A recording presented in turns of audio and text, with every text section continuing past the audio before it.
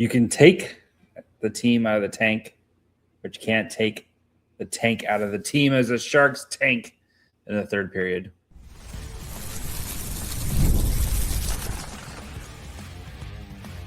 You're Locked On Sharks, your daily podcast on the San Jose Sharks, part of the Locked On Podcast Network, your team every day.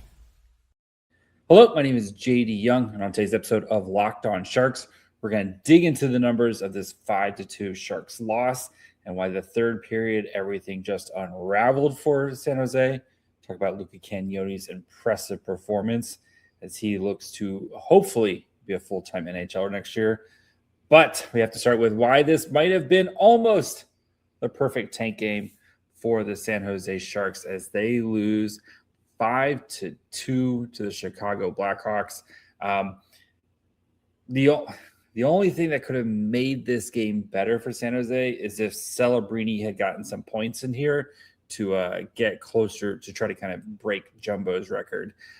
He's still 0 points for Celebrini tonight, so he still sits 2 points behind Joe Thornton to tie it, 3 points to break it, with, of course, his Sharks playing Winnipeg on tomorrow. But the Sharks team, we'll get to the tank standings here in a minute. We'll do that kind of at the end of this segment. But this Sharks team looked like they were going to just cruise to an easy win the way they started this game.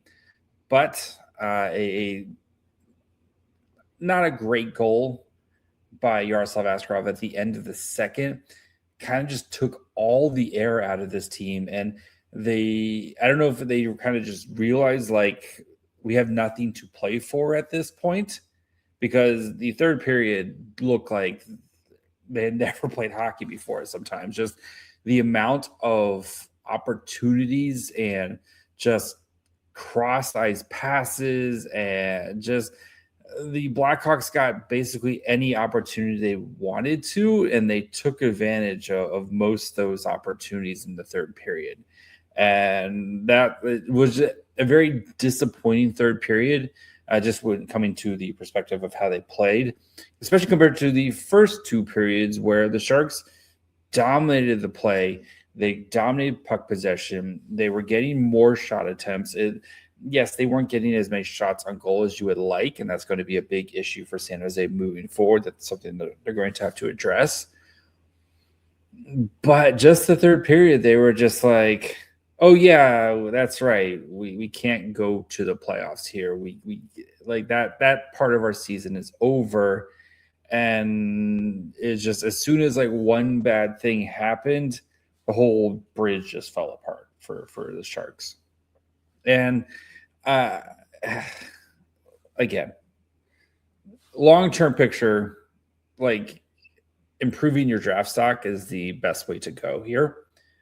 But it felt frustrating because of just this team and what we kind of have seen from this team all season, where they've, we've seen them play much better in the third period, and that was kind of a huge storyline for this team in the third period, was their ability to kind of close out games or take care of business here.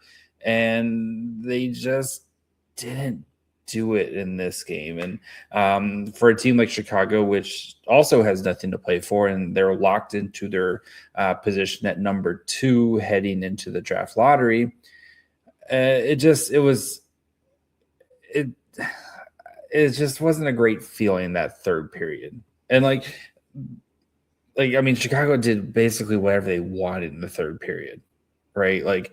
We'll talk about the shot attempts here in a little bit, but we'll dig into the numbers, but it was 22-11 shot attempts, 11-4 actual shots at 5-on-5. The San Jose Sharks being down basically the entire third period, or the majority of the third period, right? The Sharks had 4 shots on goal the entire third period, despite being down. Looks like the air had come out of the balloon, right? And they were just like, whatever, man. We're ready for this season to be over, which makes me feel like tomorrow's game, especially if the Jets kind of get out early, tomorrow's game could be ugly for San Jose if they're not able to get out early. the hope for tomorrow is Celebrini breaks the record early, and then the Sharks kind of do the same thing where they give up a big lead, and then to help solidify their draft position going into the draft lottery. But just if you're going to tank, though, this is the way to do it, right? Play solid for the first two, but you don't put a team away, and then you just kind of get a little loose and get a little squirrely and let a team like the Blackhawks, who does have some talented, very young but talented players, kind of take advantage of their opportunities, and that's exactly what happened tonight for San Jose. So let's look at the tank standings. So these are the current up-to-date standings at the moment here. So for San Jose, so we know Chicago, Vancouver, both locked into their positions, as well as Toronto. Toronto, of course, if they pick 6 or worse after the draft lottery, that pick goes to the Boston Bruins. So excellent job by Toronto to just tank your way into that 5th, and now you're praying that the lottery balls break your way here. So you got Vancouver 1, Chicago's number 2. Calgary moves up to number 3 as the New York Rangers won tonight. That could flip-flop if Calgary wins their final game here. So top 5 is almost set. Seattle at 6 is just about set. Here, well, they played tonight. They're losing tonight, and then assuming they lose tomorrow, or I think they did lose tonight. So they're just about set into their spot here going forward. So they should be number 6 here. Yeah, they're actually set at number 6. No matter what happens tomorrow, they're at number 6 here. But here's where it gets interesting.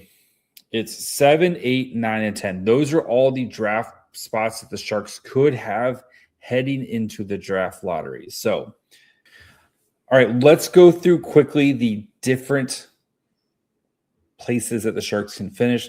So if the Sharks lose to Winnipeg in regulation, the Sharks will get 7th, no matter what. Because Winnipeg will, Sharks have the tiebreaker against Winnipeg, Florida, St. Louis, and the Sharks have the tiebreaker against all those, which is regulation wins. The team with the lowest regulation wins gets the better draft pick. So that's our regulation loss. Sharks are at 7. If the Sharks lose in overtime, get 1 point, that moves Florida up to 8. Or up to 7. San Jose would then be number 8, and then Winnipeg would be at 84 points, and then St. Louis would be locked. I think they'd be locked into that 10, or they'd be either 10th or 9th. Doesn't matter because the Sharks can't catch them, so doesn't matter there. If the Sharks win tomorrow, Winnipeg would then would stay at 7. Florida would stay at 8. And then depending on what St. Louis does, the Sharks would pick at either 9 or 10. If St. Louis wins, the Sharks would pick at 9. If St. Louis loses, the Sharks would pick at 10. So those are your possible scenarios of where the Sharks can pick. So regulation loss, picks at 7. Overtime loss, Sharks pick at 8. Any sort of win combined with a St. Louis loss at 9. Any sort of win combined with a St. Louis win, or no, flip those. Any sort of win combined with a St. Louis loss, Sharks pick at 10. Any win combined with a St. Louis win, Sharks pick at 9. So those are all your combinations for how where the Sharks are going to end up here, heading into the draft lottery on May 5th, I believe it is. So we are going to talk about Luca Cagnoni, who was very good in tonight's game. So we'll talk about him. Talk about it, though, and then if we may also see if this might have been the last time we saw Cagnoni and Chernyshov in the NHL, this year at least. We'll get to that in just 1 second. Workplace chaos, deadline stacking up, inbox overflowing, and the one position you have to fill still sitting open. When the pressure's on and you need the right hire, there's a job for sponsored jobs. Indeed, sponsored jobs help you reach the people who actually fit what you're looking for. Skills, experience, location, so you're not just hoping the right candidate stumbles across your post. Here's a great stat that says it all. In a minute, I'll be talking to you about Indeed. Companies like yours will make 27 hires using Indeed, according to Indeed data worldwide. So if you're hiring and spend less time searching, more time interviewing candidates who check all your boxes, less stress, less time, more results. We need the right person to cut through the chaos as a job for Indeed sponsored jobs.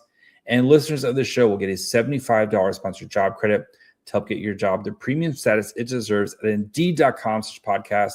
Just go over to Indeed.com/podcast right now. Support our show by saying you heard about Indeed on this podcast.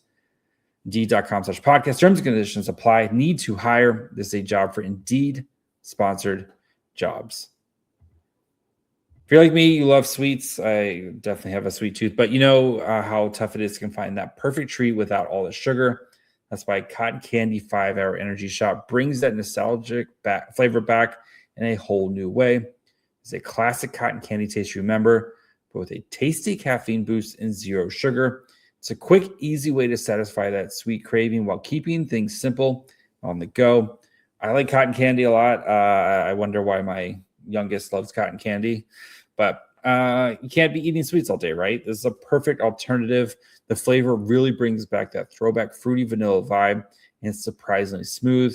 It's super convenient too, right? Small portable shot that you can grab whenever and throw in your bag in case you need a pick-me-up. So bring on the sweetness with Cotton Candy's 5-Hour Energy Shots, available online now at 5hourenergy.com or on Amazon. I do, of course, want to thank you for making Locked On Sharks your first listen. If you haven't checked out the Everyday Club, perfect time to do so. Ad-free audio episodes of Locked On Sharks, as well as access to our group chat with me and a wonderful group of listeners of this show on Discord. Tap the link in the show notes or go over to lockedonsharks.supercast to learn more. So, Luca Cagnoni, loved his performance tonight, right? And you saw tonight what makes him such a special player. And yes, he's going to still have issues in the defensive zone, and he's going to get knocked off pucks in the defensive zone and stuff. Like, yes, again, like he's 5'9", 180 pounds. Like he is what he is. So there's not much else that we can do about that. But right, what can he do? And you saw that in today's game where he was activating the offensive zone, generating quality chances here. And we have Eric Polkamp has expected to sign his entry-level contract, breaking right now from Shangpeng San Jose Hockey Now. So we don't know. Polkamp is not expected to make his NHL debut this season. The Sharks will finish their regular season tomorrow in Winnipeg. So I would assume he's going to go play in the Barracuda. I will probably have an extra episode here in just a little bit on this. So good to hear. Good to see that. So we'll have a special episode after I finish recording this on Polkamp. So anyway, back to Luca Cagnoni. Cagnoni, though, was like you saw his offensive drive and what he did and his ability to create offense. Right. And of course, the goal that was called off because of Will Smith was, half an inch offsides there. I like that. The offside. I know, like you have to call it, but Will Smith being like half an inch offside didn't affect the play in any way, shape, or form.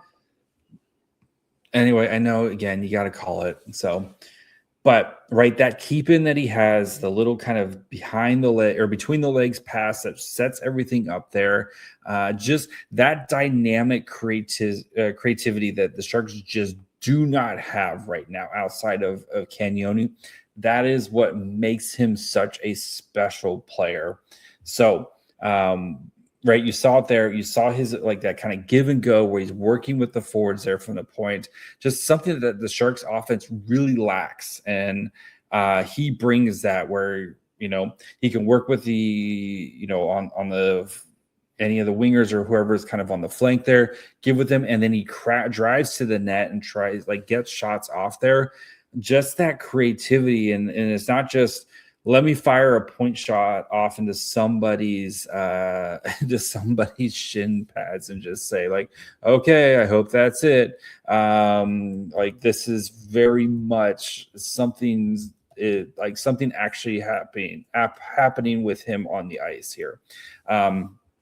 And the power play, yes, the power play, it has some issues tonight, right? And you're facing the second best power play unit or penalty kill unit in the NHL, but the passing looked crisper and looked cleaner, and you just saw more happening. And again, that goal that was called off by Toffoli, a lot of that was created by Luca Cagnoni and his ability to create offense here. And even Cagnoni, Warsawski thought, this is from Shang Peng, first half of the game was his most comfortable that he's looked in the NHL. I'm just trying to do what I've been doing down the A all year, just trying to produce, set up guys, or give myself a look. Thought I found some open ice out there today.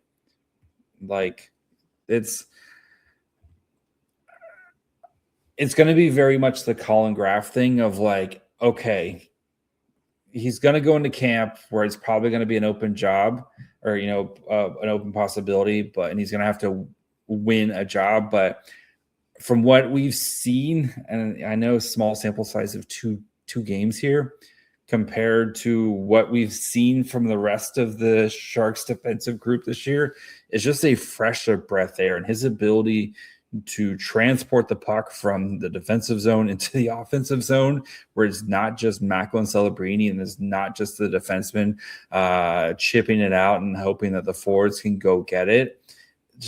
Such a breath of fresh air for the San Jose here. But I do wonder here if the Sharks send back Cagnoni and Chernyshov tonight. And you'd be like, why, JD? Why would the Sharks do that? That's dumb.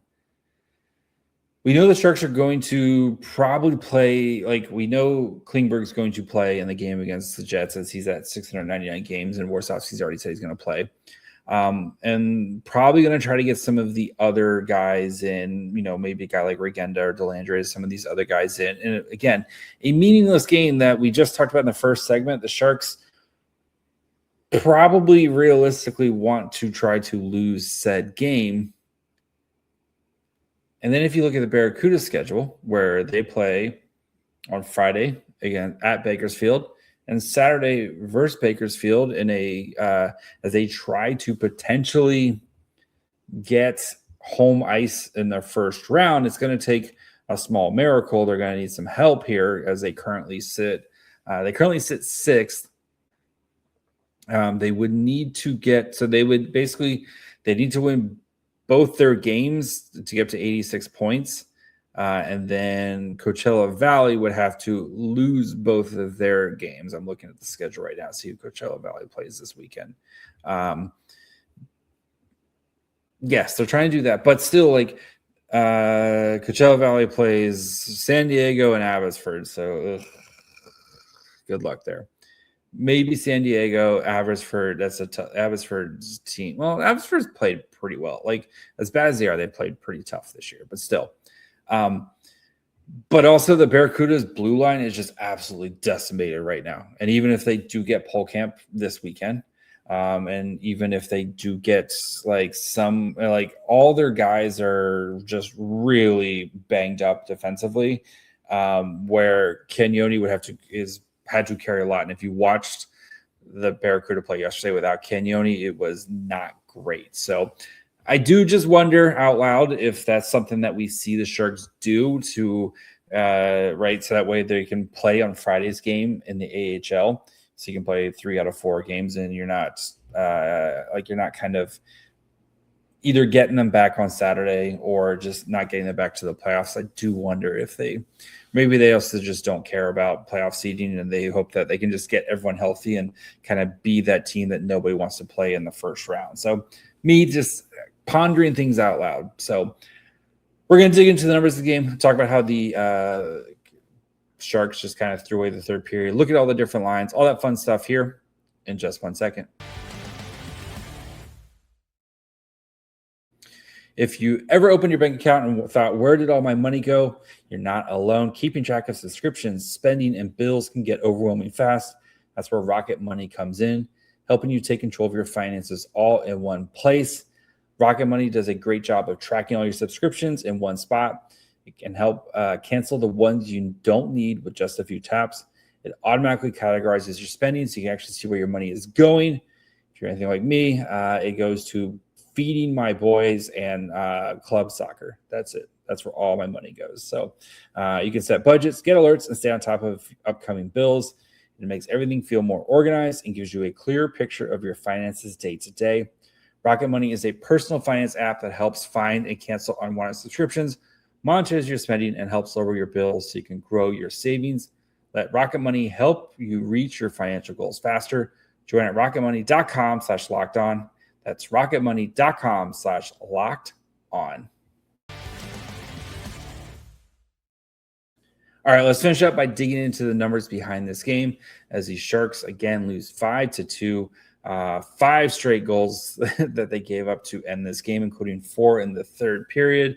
Again, just a perfectly executed tank game here. So 17 shots on goal, which is super frustrating compared to the way they started the game versus the way they finished it.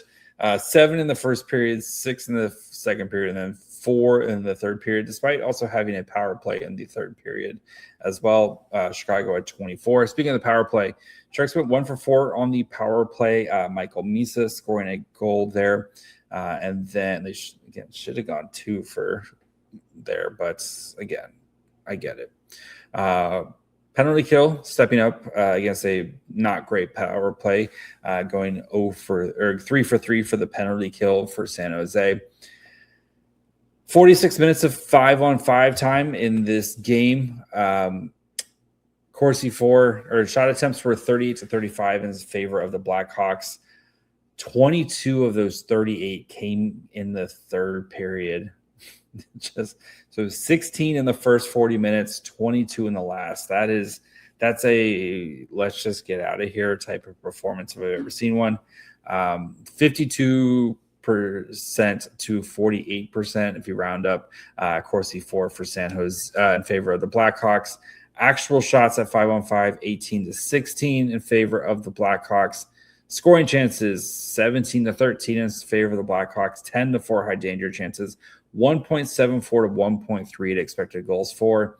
And again, the third period just like San Jose just did not. They were done. Especially when you look at. So the Sharks had a +9 shot attempt advantage in the third period at 5-on-5. The start of the third period, it ended with a -3 shot advantage for the Blackhawks, or +3 shot advantage for the Blackhawks. So a 12-point, or I guess 11-point shot, just ridiculous performance in the third period. 6 high danger chances for the Blackhawks, who had 10 total, 6 of them in the third period.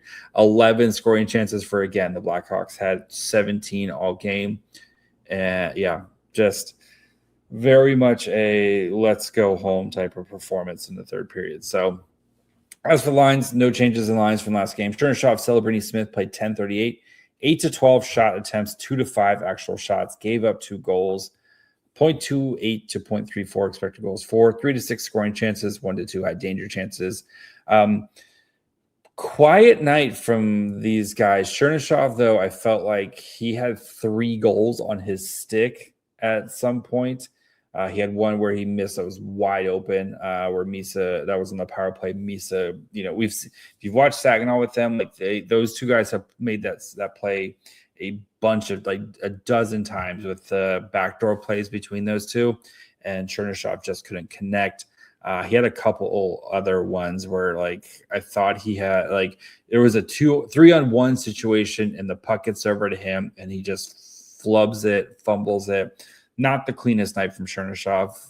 So I think for him coming into camp next year, getting that chemistry down with Celebrity and Smith will be huge for him. Like I 100% believe Chernyshov can do it and will do it, but just a tough night for him. So Eklund, Wenberg, Sherwood, 9-19, 7-6 shot attempts, 4-4 actual shots, scored a goal. Mario Ferrara scored a goal, 0.21 to 0.31 expected goals for, 3-2 scoring chances, 1-2 high danger chances from this line. I thought they were probably your I don't want to say your best line, but they were pretty, I think, one of your most solid lines tonight, especially kind of given who they play against and stuff. So yeah.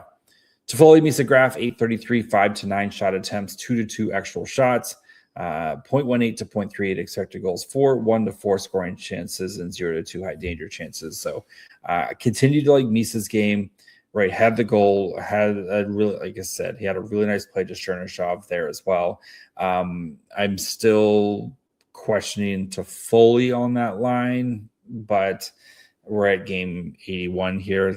It is what it is at this point. So then Goodrow, Sopchak, Gaudet, 544, 8-3 shot attempts, 3-2 actual shots, 0.5 to 0.1 expected goals for, 3-1 scoring chances, 2-0 high danger chances for that line tonight. So I guess you could say that was probably the Sharks' best line. If your fourth line is your best line, most nights, right? Yeah. Can I think explains exactly why this game went the way it went. So for the defensive pairs, Orlov, Mukhamadullin, 62% Corsi 4, Ferraro Dickinson, 52.17% Corsi 4, and then Cagnoni Darnay's 29% Corsi 4 for them tonight. So,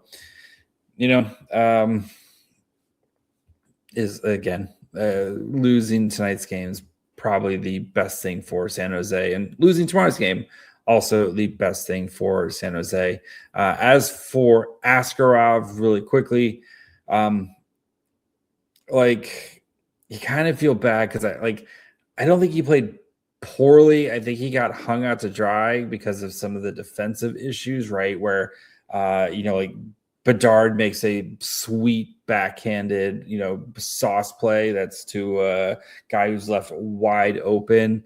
There's just a lot of that where like all the defense is like puck watching and there's just backdoor plays like for. So I don't think he played poorly tonight. The numbers aren't definitely not in his favor, right? 19 in saves on 24 shots, 5 goals allowed on 2.71 expected goals for, 792 save percentage. 7 of 10 high danger shots, 4 for mid danger, and then 8 of 10 low danger shots. So is what it is for Askarov, who's probably was his last game of the year. So I would be surprised if he played tomorrow, but who knows? It's the last game of the season. So, but yeah, I mean, we got Polkamp, Cagnoni. So yeah, we'll have, I'm going to edit this bad boy. We'll have I'll do another Polkamp one that'll drop literally kind of in the middle of the night, so you can check it out when you wake up tomorrow. So, because Polkamp signing that's big for San Jose. So, make sure you're following along wherever you get podcasts, and of course, you can watch on YouTube as well. Follow the show on Twitter, Facebook, Instagram, and on TikTok at Locked On Sharks. Follow me on Twitter and Blue Sky at My Fry Hole. Until tomorrow, bye, friends.